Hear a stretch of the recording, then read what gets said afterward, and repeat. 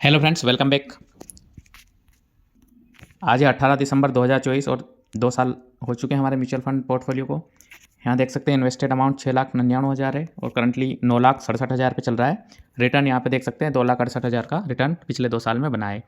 अब वीडियो में हम बात करेंगे निप्पॉन इंडिया स्मॉल कैप के बारे में। तो सबसे पहले देख लीजिए, निप्पॉन इंडिया स्मॉल कैप का रिटर्न 69,000 हमने जमा किया था और अभी बन रहा है 1,27,000। कैसे क्या इन्वेस्टमेंट किया और क्या होता है डिटेल से समझ लेते हैं फटाफट से। सबसे पहले मैं इन्वेस्टमेंट डिटेल्स बता देता हूँ। यहाँ पे आप देखेंगे जमा किए 69,000 और बना है 1,27,000, लगभग डबल हो चुका है।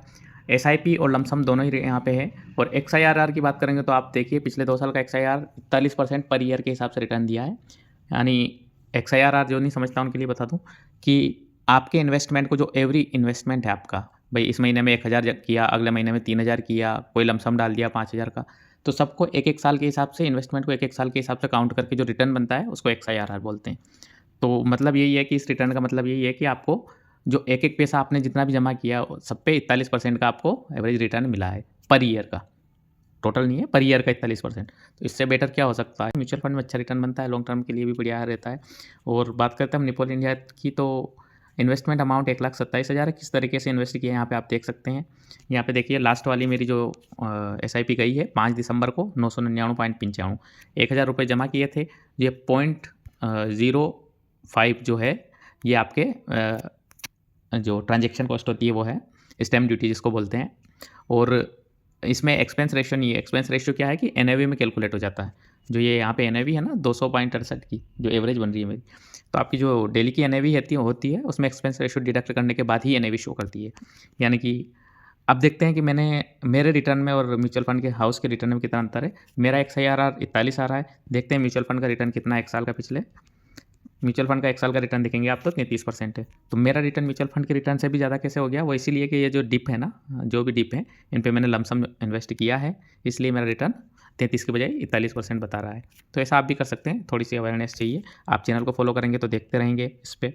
और one of my favourite fund है ये, इसलिए है कि ये एक चीज़ भी समझना जरूरी है कि यहाँ पे आप देखोगे ना कितनी कंपनी है, 225। मैं मानता हूँ कि ज़्यादा कंपनी होने के बाद अच्छा रिटर्न मिल रहा है, वो एक बेटर फंड है बजाय कि कर रहे हैं। अगर यहाँ पे 30, 40 या 50 कंपनी होती है और फिर 41% रिटर्न जनरेट कर लेते या 40% रिटर्न जनरेट कर लेते, तो उसके बजाय मैं इसको प्रेफर करता हूँ कि 225 कंपनी है, यानी 2, 4, 5, 10, 50 कंपनी भी डूब जाएगी तो कोई फ़र्क नहीं पड़ने वाला पोर्टफोलियो में। मेरी पहली SIP बता देता हूँ मैं कौन सी की थी। ये फर्स्ट SIP यहाँ पे आप देख सकते हैं 499 यानी 500 रुपये की SIP की थी 17 अगस्त 2022 को। यहाँ से कंटिन्यू नहीं थी, कंटिन्यू यहाँ से हुई है। यहाँ से देख सकते हैं आप, यहाँ से कंटिन्यू हो रही है 999 की और 2,000 की। 2 तरह की SIP चल रही है मेरी, एक 6 तारीख को जाती है और एक 20-22 तारीख को जाती है। तो ये दोनों SIP चल रही है। इसके अलावा कोई ज़्यादा बड़ा लमसम नहीं किया है मैंने, उसी का ये रिटर्न है। रिटर्न्स एंड रैंकिंग की बात करेंगे तो कैटेगरी एवरेज यहाँ पे दे रखा है। 1 साल का 31, 3 साल का 23 और 5 साल का 32 है। तो तीनों ही में ज़्यादा अच्छा परफॉर्मेंस है। 1 साल में भी, 3 साल में भी और 5 साल में भी जो निप्पॉन इंडिया है उसका ज़्यादा अच्छा परफॉर्मेंस है अपने कैटेगरी एवरेज से। तो ये यहाँ पे देखिए आप रैंक 12 है या रैंक 3 है। अगर 5 साल का रिटर्न आप देखोगे तो तीसरी रैंक पे आ रहा है। तो इस हिसाब से भी मैं फ़ंड सेलेक्ट करता हूँ। फंड मैनेजर है समीर रच, काफ़ी अच्छा इनका एक्सपीरियंस रहा है पिछला। अभी करंटली रैंक 4 पे चल रहा है निप्पॉन इंडिया का फंड। और टोटल असेट अंडर मैनेजमेंट, यानी केवल स्मॉल कैप की बात नहीं कर रहा मैं, टोटल सारा मिला के आप देख सकते हैं 5 लाख करोड़ के आसपास इनके पास असेट है। ELSS small cap mid cap सारा मिला के, तो बहुत बड़ा फंड यहाँ पे 5 लाख करोड़ का है। तो ट्रस्ट कर सकते हैं आप, बहुत अच्छा फंड है।